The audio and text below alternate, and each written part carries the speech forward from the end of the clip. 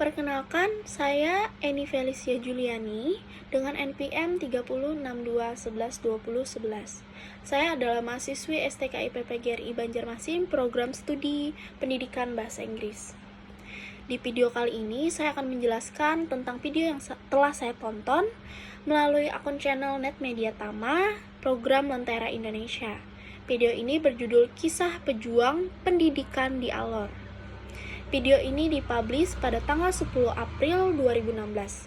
Sudah 6 tahun berlalu, video ini dapat diakses bebas di aplikasi YouTube. Video ini menceritakan tentang seorang guru garis depan bernama Vera Ertiana yang berusia 26 tahun. Ia mengajar di desa Padang Panjang, Kecamatan Alor Timur, Kabupaten Alor. Guru garis depan adalah program yang dirancang oleh pemerintah untuk memenuhi pemerataan belajar di Indonesia. Di menit kedua, Vera Ertiana menampilkan kegiatan ia bersama para anak-anak di Alor Tengah menyaksikan sebuah film melalui laptopnya. Anak-anak sangat berbahagia. Itu pertama kalinya bagi mereka untuk menyaksikan film melalui layar laptop. Vera melalui laptopnya menayangkan film Denias, yang mana kisahnya sama seperti mereka. Vera berharap agar anak-anak dapat mengambil semangat belajar Denias yang ada di film itu. Setelah itu, di video ini menceritakan bagaimana kehidupan Vera sebagai guru garis depan. Vera juga menceritakan tentang suaminya, yaitu adalah seorang guru garis depan juga. Dan sewaktu-waktu mereka berdua akan pergi ke kota, yaitu di Kalabahi.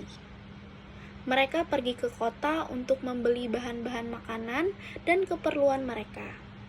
Suami Vera, yaitu Fauji, juga memanfaatkan untuk beribadah ke masjid saat pergi ke Kalabahi karena di Padang Panjang tidak ada masjid. Kalabahi adalah tempat teramai, modern, dan terdekat dari desa Padang Panjang.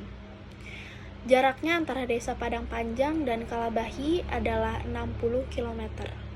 Sepanjang perjalanan, mereka harus melalui gunung dan lembah. Untungnya, jalan sudah diaspal. Sewaktu dulu, orang-orang bisa menghabiskan 1 hari untuk menuju Kalabahi, ataupun sebaliknya, yaitu menuju desa Padang Panjang. Di menit ke-7, Vera mengatakan mantan kepala Padang Panjang, Pak Mandes, sejak 2004 sudah mengupayakan adanya sekolah negeri di desa mereka. Dari awal, mereka sudah sadar jika mereka sangat keterbatasan soal pendidikan. Pak Mandes sangat berharap sumber daya manusia di Tanah Alor, khususnya desa Padang Panjang, memiliki kualitas yang bagus. Baginya, apalah sumber daya alam yang bagus jika sumber daya manusianya tidak bisa memanfaatkan dan tidak bisa memiliki kualitas yang bagus. Bagi Pak Mandes, sumber daya alam harus diiringi oleh sumber daya manusia dengan kualitas yang bagus. Ia tidak ingin anak-anak di desanya merasakan apa yang ia rasakan dalam mengelola kekayaan sumber daya alam di tanah mereka.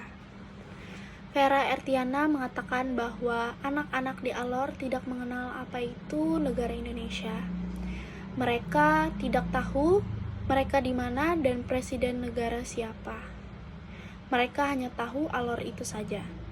Karena itu, pelajaran pertama yang diajarkan oleh Vera adalah ras nasionalisme. Apalagi mereka tinggal di perbatasan antara negara Indonesia dan Timur Leste. Sebelum kedatangan para guru garis depan, mereka tak pernah sekalipun melakukan upacara pada hari Senin atau hari-hari besar pada umumnya. SD Negeri Padang Panjang memiliki keterbatasan guru, dan suami Vera bahkan harus mengajar di kelas 1-4. Sekolah itu juga memiliki bangunan sementara yang mana tanahnya masih tanah gereja. Mereka juga keterbatasan fasilitas sehingga mereka memanfaatkan alam sekitar untuk dimanfaatkan menjadi media pembelajaran. Adapun dengan guru lainnya, yaitu Bu Yomima, ia mengajar di kelas 1 dan mengajar agama. Yomima mengatakan ia juga kesulitan mengajar di bukan bidangnya. Tetapi ia tidak menyerah dan turut belajar juga agar ilmunya dapat disampaikan kepada anak-anak. Sementara Vera mengajar di kelas 2 dan 3. Vera kerap mengajar tentang pengetahuan dan memperkenalkan tokoh-tokoh masyarakat di Indonesia. Vera juga mengajar tentang profesinya. Keputusan Vera dan suaminya Fauji untuk mengajar di Tanah Timur mengharuskan mereka harus berpisah dengan anak mereka. Putri mereka berdua baru saja berumur 1 tahun dan ia tinggal bersama keluarga mereka di Solo. Saat ada sinyal, Vera dan suami akan menelpon keluarga mereka untuk menanyakan kabar putri mereka. Vera berkata, anaknya memang membutuhkannya sebagai sosok seorang ibu, tetapi anak-anak di Alor jauh lebih membutuhkan seorang guru untuk ketertinggalan mereka. Maka dari itu, Vera sangat ikhlas menjalani kehidupannya mengajar di Alor sebagai guru. Dari video YouTube yang saya tonton ini, tepatnya di menit ke-18, Ibu Vera juga menceritakan seorang murid laki-laki yang bernama Delmar. Ia duduk di kelas 4 SD. Tidak ada yang istimewa darinya, tetapi semangat sekolah dari Delmar membuat Vera dan para guru lainnya kagum. Sebab ia harus menempuh perjalanan sejauh 3 km setiap harinya dari rumah menuju ke sekolah. Lebih hebatnya, ia tiba lebih dulu di sekolah dibandingkan para guru. Ibu Vera juga menyebutkan bahwa di sana ada sekolah SMP, walaupun hanya terdiri dari kelas 1 dan 2 saja. Pemikiran masyarakat Alor yang sudah terbuka mulai mengikis angka pendidikan yang rendah di sini. Ibu Vera menyebutkan bagi anak-anak Alor, bisa bersekolah di Jawa adalah surga bagi mereka. Semua kehidupan di Pulau Jawa yang tidak terbatas seperti daerah mereka menjadikan mereka semangat dan mendambakan hidup di Pulau Jawa.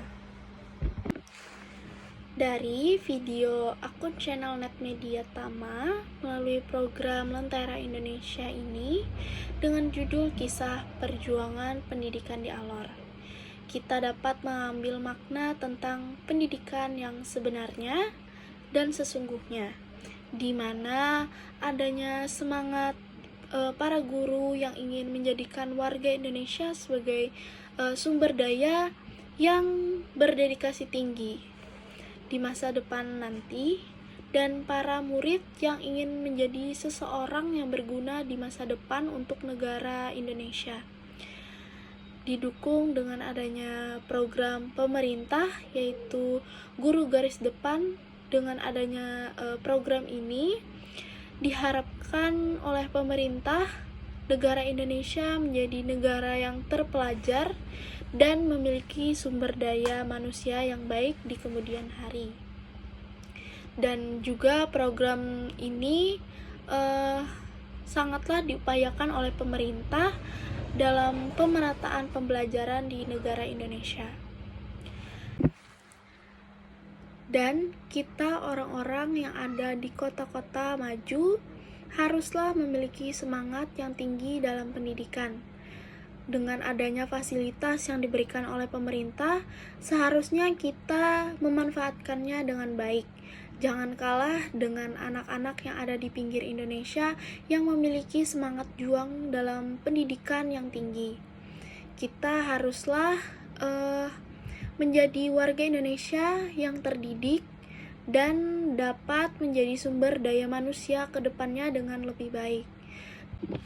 Sekian penjelasan video yang telah saya tonton di channel Net Media Tama.